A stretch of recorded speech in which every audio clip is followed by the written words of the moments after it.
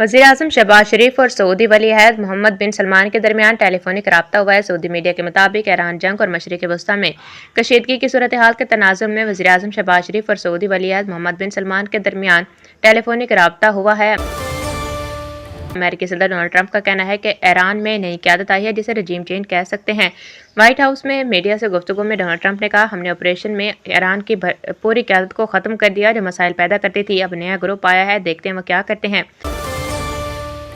आलमी सतह पर पाम तेल की कीमतों में मुसलसल इजाफे के बायस पाकिस्तान में पेट्रोलियम मसनूआत की कीमत रिकॉर्ड सतह पर पहुंचने का इम्कान है।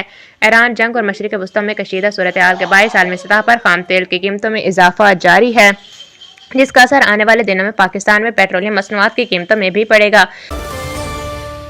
बैनुल-अक़वामी मार्केट्स और पाकिस्तान में फ़ी तोला सोने और चांदी की कीमतों में मज़ीद इजाफा हो गया। All Pakistan gems and jewellers association के मुताबिक फ़ी तोला सोना 16,300 रुपये महंगा हो गया, जिसके बाद नई कीमत 4,64,062 रुपये हो गई।